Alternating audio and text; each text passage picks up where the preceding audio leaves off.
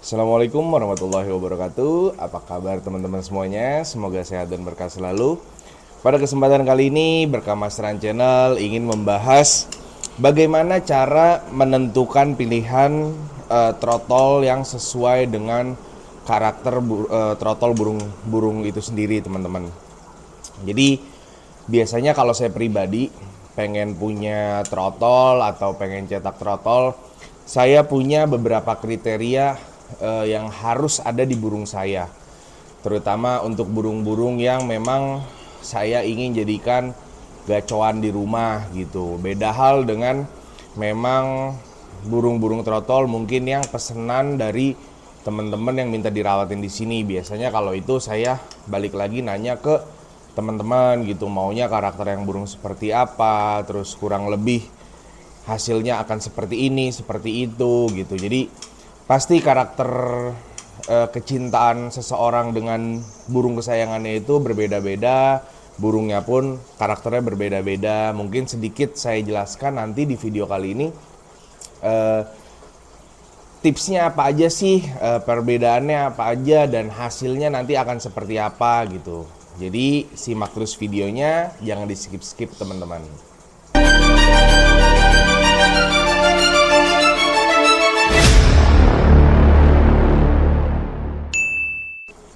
Oke, jadi gini teman-teman. Kebetulan di sebelah kanan saya ada satu burung trotol yang kemarin itu diantar oleh Mas Aji. Jadi Mas Aji itu dapet trotol terus minta dirawatin sama saya, dan kebetulan sih udah mau ke pastol ya, karena memang udah banyak bulu-bulu yang sudah mulai berjatuhan, dan di bagian atas sayapnya sudah ada bulu barunya gitu teman-teman, karena bulu-bulu trotolnya juga sudah mulai jatuh. Nah, kebetulan tipikal karakter Mas Aji ini dengan saya itu berbeda. Berbedanya apa? Saya itu lebih suka burung yang ngecun-ngecun. Kalau Mas Aji lebih suka burung yang sujud, suaranya nggak terlalu keras nggak apa-apa, yang penting mainnya sujud gitu. Nah, sedangkan kalau saya lebih suka karakter burung itu yang volumenya keras, gayanya ngecun, buang materinya tuntas-tuntas gitu. Nah, saya ingin memberikan tips bagaimana menentukan pemilihan trotol sesuai dengan yang pernah saya dapatkan, sesuai dengan yang pernah saya rawat, hasilnya seperti apa gitu teman-teman. Jadi begini, saya biasanya kalau merawat burung trotol, pertama banget yang saya lihat adalah kakinya atau kukunya sih. Kalau saya pribadi lebih ke kuku. Kenapa? Karena dulu itu saya mendengar mitos bahwa kalau kukunya hitam biasanya fighternya bagus. Makanya pertama kali dulu saya beli trotol, saya ikutin saran itu, dan hasilnya memang iya teman-teman. Jadi burung-burung yang kakinya full hitam atau hitam nggak terlalu hitam, pokoknya hitam aja ya di keempat kukunya itu, rata-rata fighternya jos, mentalnya bagus, gampang onnya, lebih mudah di settingnya biasanya. Ini balik lagi biasanya. Saya merawat trotol seperti itu, ini yang kelima kalau nggak salah. Ini juga kakinya lumayan hitam teman-teman, kukunya. Jadi hal yang pertama itu saya tentukan dari kaki.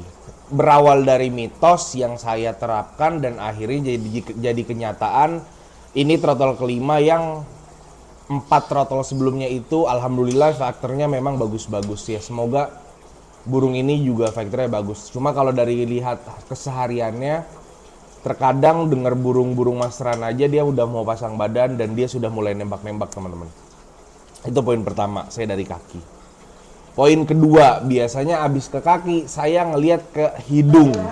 Nggak tahu kenapa, saya itu suka trotol murah yang hidungnya agak besar dan ngeplong teman-teman. Balik lagi, dulu saya pas mau beli trotol itu mendengar mitosnya itu kalau hidungnya itu tembus teman-teman, itu katanya burung tersebut memiliki nafas atau volume yang agak besar, karena lubang hidungnya besar. Cuma balik lagi, ini mitos ya teman-teman. Saya nggak tahu karena nggak ada risetnya. Cuma selama ini saya beli trotol, akhirnya saya terapkan itu menjadi suatu keharusan di burung-burung saya. Dan hasilnya saya nggak tahu apakah memang itu dari lubang hidung atau bukan. Cuma memang hasilnya memang volumenya lumayan keras-keras teman-teman. Itu yang kedua. Yang ketiga, ini yang menurut saya paling penting untuk pecinta burung-burung yang karakter suaranya sesuai kayak saya, yaitu burung-burung volumenya keras. Saya biasanya teman-teman nyari burung itu saya lihat paruhnya. Kalau paruhnya sobekannya itu sampai mau ke mata, deket banget gitu sobekannya, itu udah pasti sekalinya dia teriak kencang banget teman-teman. Jadi saya kalau ngelihat burung itu setelah dua aspek itu, ini juga nggak kalah penting. Saya lihat paruhnya, besarnya, panjangnya. Dan saya lebih suka trotol-trotol yang kan ada paruh murai itu yang lurus teman-teman. Nah kalau saya nggak terlalu suka yang lurus-lurus. Biasanya saya lebih suka yang agak melengkung ke bawah sedikit. Kenapa? Yang saya sudah alami, burung-burung yang memang dia lurus, paruhnya tebel lurus tapi ya lipatan bibirnya itu, lipatan paruhnya, suaranya kencang-kencang. Karena yang tadi saya bilang ya, mungkin paruhnya besar, disokong juga dengan leher yang besar. Cuma biasanya burung-burung yang lurus begitu, volumenya dibilang kenceng, dibilang pedes. Cuma kalau saya dengar tuh lebih ke arah ngebas. Nggak tahu kenapa ya, ini balik lagi ini pendengaran saya nggak tahu pendengaran juri seperti apa.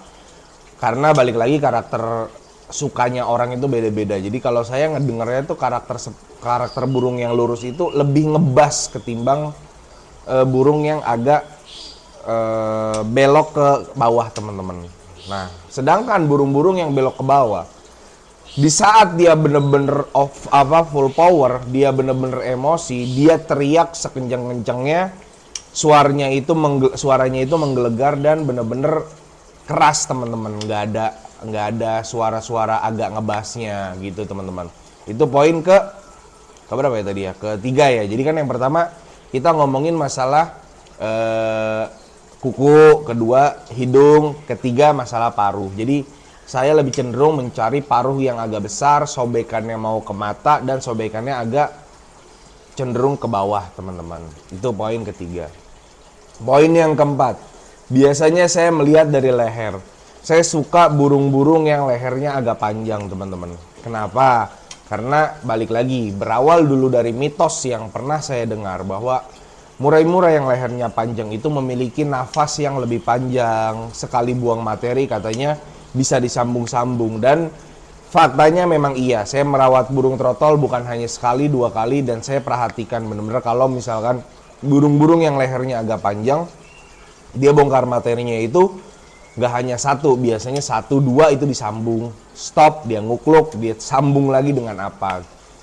Biasanya seperti itu teman-teman. Namun bukan berarti burung-burung yang leher yang nggak terlalu panjang nggak bisa sambung lagu. Bisa juga teman-teman. Cuma ini kan kita ngomong berdasarkan apa yang pernah saya dapat, apa yang pernah saya pelihara gitu teman-teman.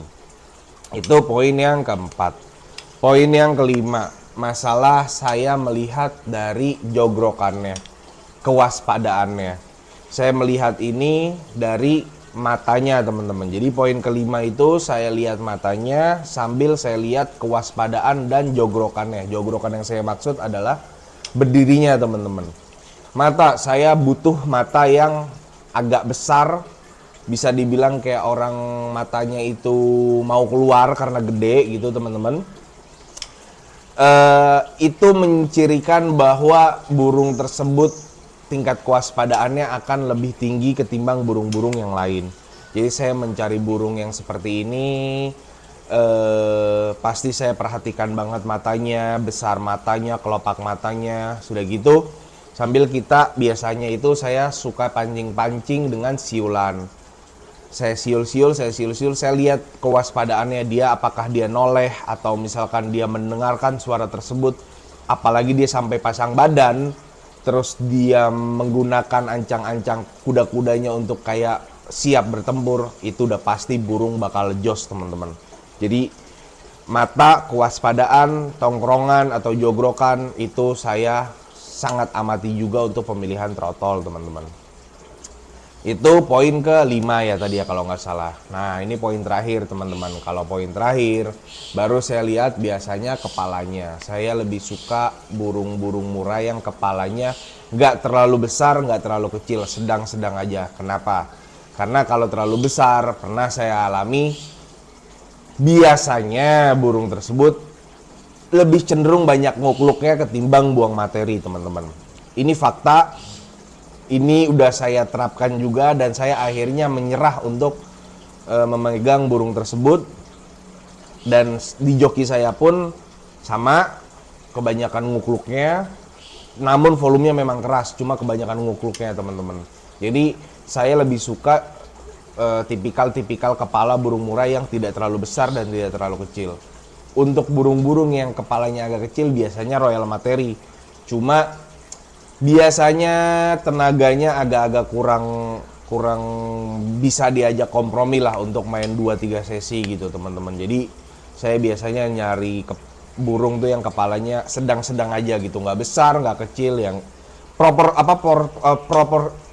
proporsional lah gitu dari ukuran badannya teman-teman gitu teman-teman. Jadi segini tips dari saya. Jika teman-teman memang ada pertanyaan, bisa teman-teman tanyakan di kolom komentar, atau teman-teman yang memang sudah save nomor saya bisa chat saya langsung. Insya Allah jika saya ada waktu saya akan membalas semua chat teman-teman, semua komentar teman-teman. Mungkin cukup sekian dari Berkah Masteran. Assalamualaikum warahmatullahi wabarakatuh.